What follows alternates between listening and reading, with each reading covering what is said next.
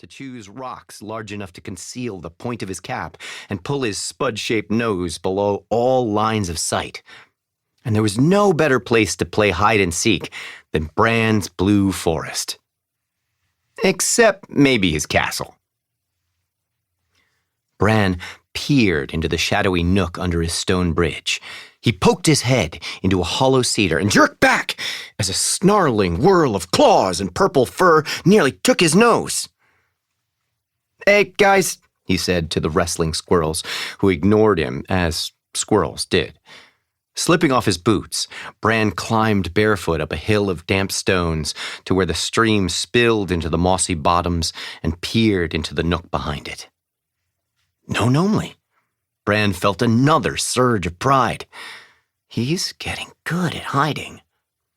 Just a week ago, Gnomely had been curling up under leafy bowers, his bright red cap so exposed that Bran could have nabbed him blindfolded. Now, they were nearing the 10-minute limit when Gnomely would reemerge, the victory his.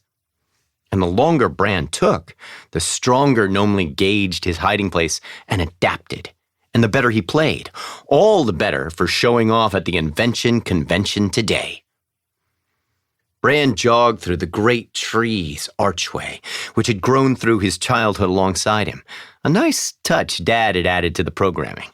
A flash of red through a knothole caught his eye. Bran slid down a dirt slope, skirting the massive trunk and brushing aside a wall of ivy.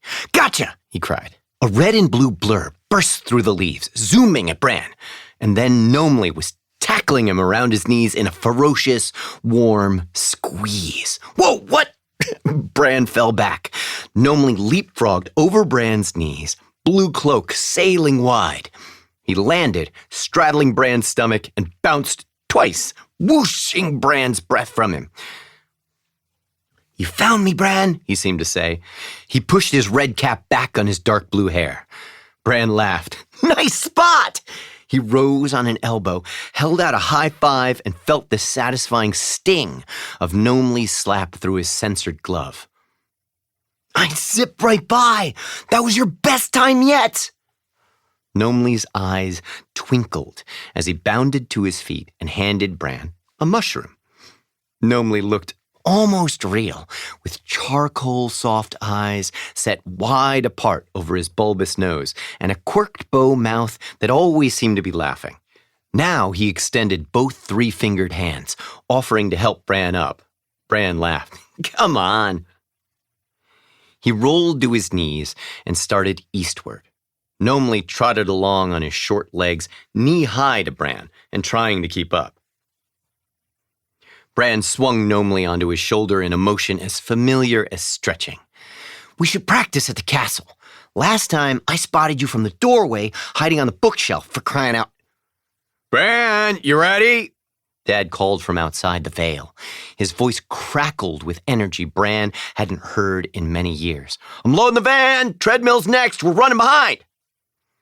A twinge of anxiousness shot through Bran's middle. So they were out of time to practice. Normally, Bran resisted any call to leave his world. Not this time. Too much was at stake. "I gotta go." He swung Gnomely down. Gnomely cocked his head and gazed up at Bran, waiting for his next words, as though he shared Bran's worries. Bran lifted his chin. They would crush it at the convention. They had to. He touched the wrinkles on Gnomely's nose. "See you soon, superstar," he said. Then Bran reached over the top of his virtual reality helmet, grasped the edge by his ear, and pulled it off his head.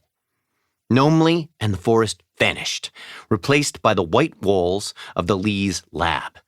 Bran stood in the center of the portal's rubber treadmill, a trampoline-shaped disc as thick as a tire and wide enough for Bran to lie across, raise his arms, and not stick out at either end. He was sheathed in the replicator coat, censored gloves, and rubbered boots. A breeze blew through his sweat-damp hair, which was a fine milk chocolate color he liked, halfway between Mom's jet black hair and Dad's sandy curls.